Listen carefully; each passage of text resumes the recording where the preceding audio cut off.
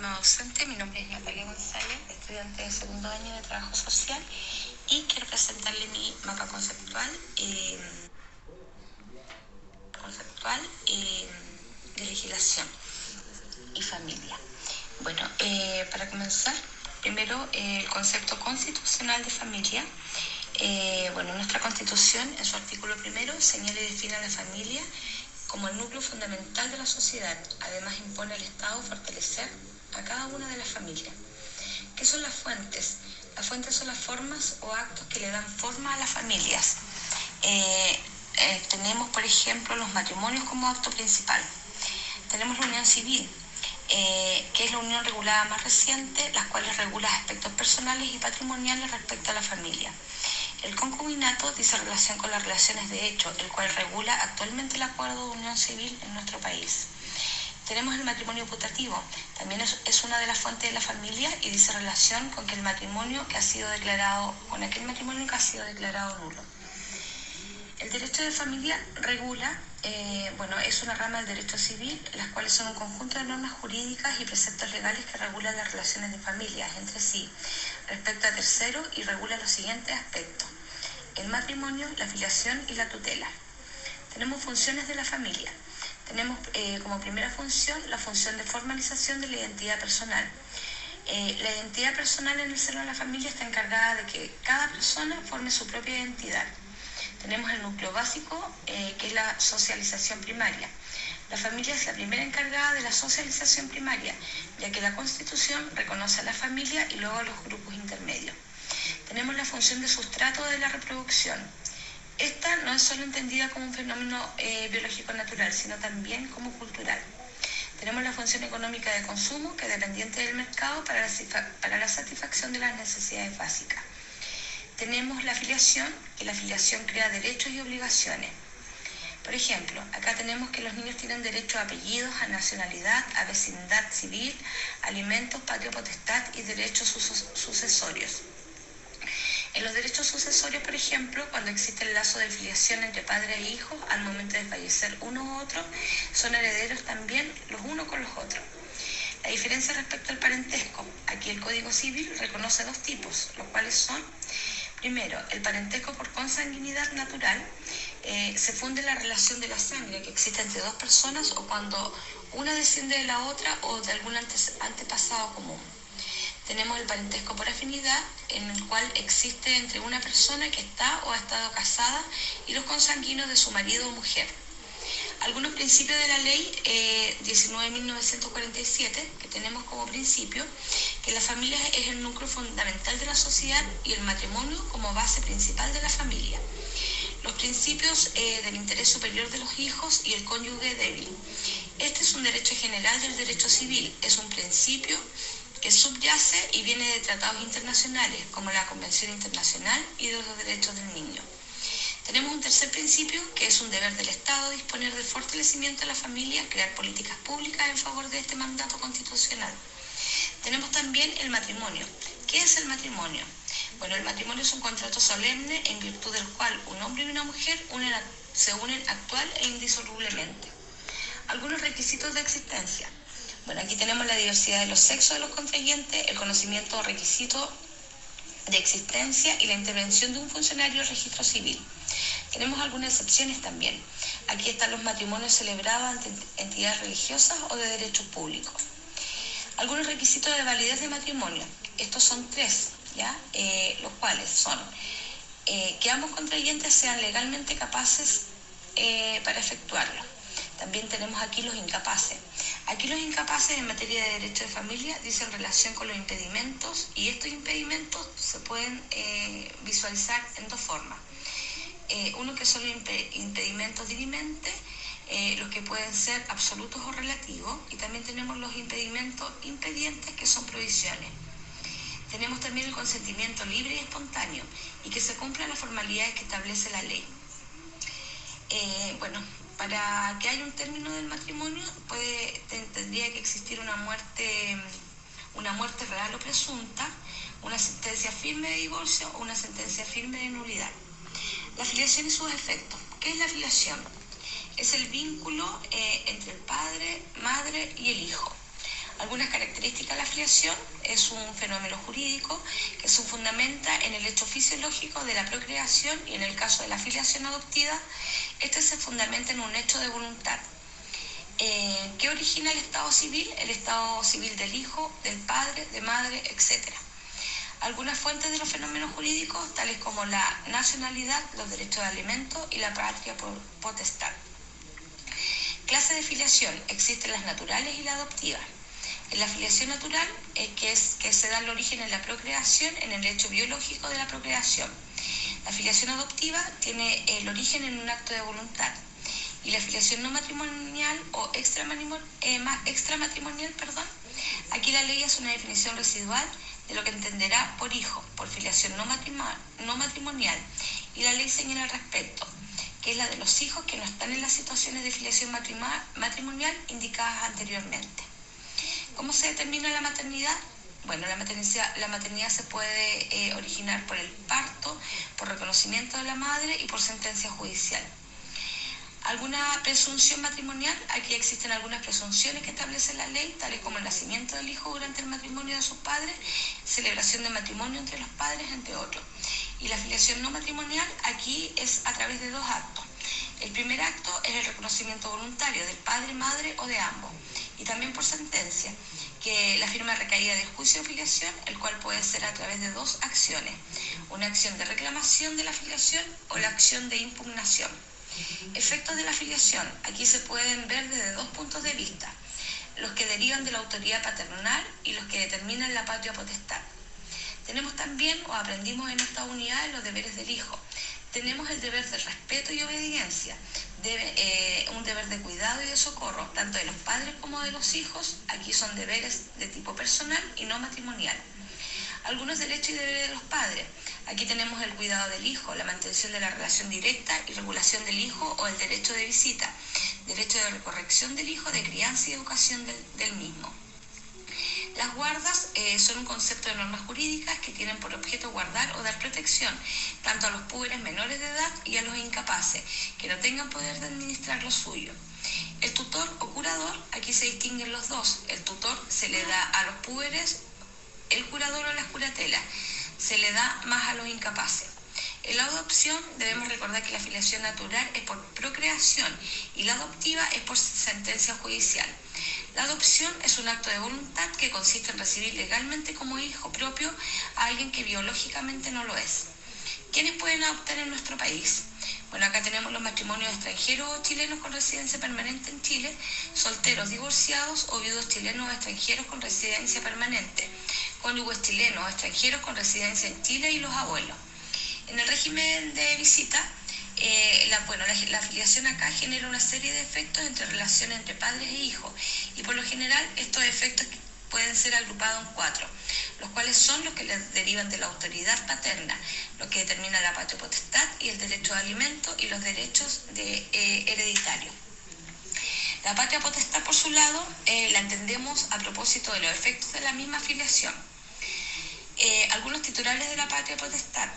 En el artículo 244 del Código Civil señala que la determinación del titular de la patria potestad pueden ser convencional, cuando los progenitores convienen que ella corresponda al padre o a la madre; y legal, a falta de lo señalado anteriormente, la ley expresa que el ejercicio de la patria potestad corresponderá a madre o a padre o en su conjunto. Los derechos de la patria potestad: hay un derecho legal de goce sobre los bienes de hijo, los derechos de administrar los bienes del hijo y la representación también del menor. En la unidad 2 aprendimos algunos conceptos muy importantes también, como el concepto de infancia, y acá la palabra infancia, que proviene de infans o infanti, que significa privado de palabra. Por lo tanto, trata de alguien que requiere de protección, ya que no tiene palabras para poder defenderse. El concepto de familia en Roma: aquí vemos cómo ha ido evolucionando también. La mujer con los niños no eran considerados ciudadanos, eran propiedad del pater familias y por tanto no tenían nombre propio. Por tanto, en la antigüedad no se reconocía a la infancia como la reconocemos hoy en día. Acá aparece Kant también. Con el tiempo Kant, el autor, dijo y reconoció que los niños deben ser educados y sometidos a una disciplina. En el siglo XVIII aquí surgen algunos cambios, como lo es la Revolución Francesa y la Revolución Industrial. Aquí surgen nuevas prácticas como el Estado reconoce al niño como un ser central y aparecen leyes que tienen como objeto el poder proteger la infancia, por lo tanto el castigo dejó de ser aceptado.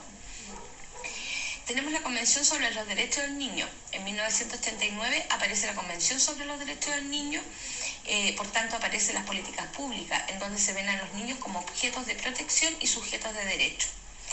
El reconocimiento del niño como sujeto de derecho. Por lo tanto, aquí, por ejemplo, los estados tuvieron que generar políticas públicas específicas para reconocer estos derechos de los niños.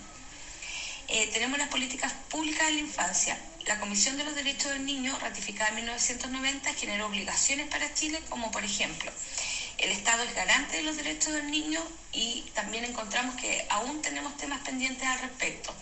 Si bien en Chile se ha legislado sobre los niños, aún quedan temas pendientes, como por ejemplo los niños en situación de calle y los niños abandonados. Nos encontramos también con el paradigma titular. En el siglo XX, posterior a las guerras mundiales, los niños fueron vistos como seres de desarrollo que debían ser protegidos por el Estado, hasta alcanzar su madurez física, moral y espiritual. En la perspectiva binaria, dice relación que dividió a la población infantil en dos grandes grupos. Aquí tenemos a los niños y los menores. Los niños constituidos por aquellos que asistían a la escuela y crecían en el seno de su familia, y los menores conformados por niños desprotegidos, padres o en situación irregular. El patronato del Estado dice relación con que el Estado debe proveer y velar por los derechos de la infancia, y estas obligaciones derivan de la Convención de los Derechos del Niño. Los menores en situación de irregular son los niños que están en estado de pobreza, delincuencia, maltratados, entre otros. Existen críticas al Estado, como por ejemplo al Exename, ya que no cumplía su rol garante sobre los derechos de los niños. Aquí vimos muchas noticias también a nivel nacional que nos hablaban de las incompetencias que tenía el anterior Sename, hoy llamado Mejor Niñez. Tenemos también el paradigma tutelar. Se pretende que los niños se vean como titular de derecho y no solo de protección. Es decir, todos debemos garantizar los derechos de los niños, la escuela, las familias y todo su entorno. En la unidad 3 vimos la violencia intrafamiliar. La violencia intrafamiliar está regulada por la ley 20.066, que otorga a las víctimas la protección familiar e intrafamiliar. Se diferencia del tribunal en cuanto a conocerla, porque aquí hay dos casos de tribunales que tienen competencia en estas materias, los cuales son el juzgado de garantía, que son los tribunales penales. Aquí, cuando un hecho de violencia intrafamiliar reviste las consecuencias de un delito, lo toma este tribunal. Por otra parte, el juzgado de familia. Aquí aparece este tribunal cuando un hecho que tenga características de violencia no constituya un delito. Esas son las dos grandes diferencias. ¿Qué es la violencia intrafamiliar? La ley 20.066 la define como todo La ley 20.066 la define como todo maltrato que afecte la vida, integridad física o psíquica en el contexto legal del concepto de familia. Tipos de violencia intrafamiliar. Tenemos la violencia física, la psíquica y la económica. En la violencia física vemos todo tipo de maltrato en el cual se ejerce violencia física o mental de algún grupo familiar, como los golpes, patadas, entre otros. La violencia sexual son los maltratos por medio de la fuerza para que la víctima realice un acto sexual y ésta no esté de acuerdo. Tenemos también la violencia psicológica. Aquí se lesiona la integración psíquica de las personas, por ejemplo, cuando son gritadas, cuando los maltratan o reciben gritos todo el día. Esa es una violencia psicológica. También aparece la violencia económica, en donde el agresor utiliza el dinero o la dependencia económica de la víctima. Las familias que constituyen o son objeto de violencia intrafamiliar pueden ser el cónyuge, el conviviente, el padre o la madre de un hijo en común, los abuelos, los bisabuelos, los hermanos, los tíos, los sobrinos menores de edad en situación de discapacidad, entre otros. ¿Qué hacer en caso de violencia? Cualquier persona puede denunciar y solicitar medidas de protección que pueden ser hechas en Carabineros, en la PDI, en tribunales de familias y entre otros. Lo importante es no callar.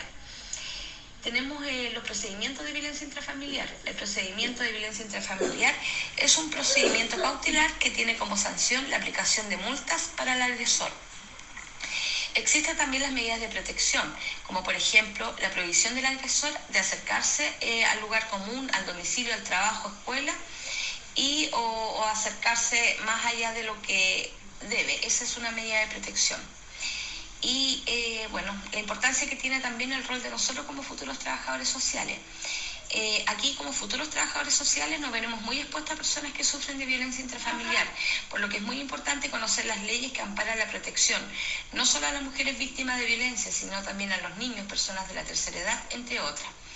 Los trabajadores sociales y las distintas áreas de intervención en el proceso judicial de violencia intrafamiliar. El trabajador social acá busca intervenir a través de la acción social para fomentar la tranquilidad y el bienestar de las personas, familias y grupos. Los tribunales de familia, acá el trabajador social en el tribunal de familia colabora con el juez. Tenemos también la participación del trabajador social en las políticas públicas, en la protección de las familias, niños y adolescentes. También un rol del trabajador social puede ser la intervención de las audiencias.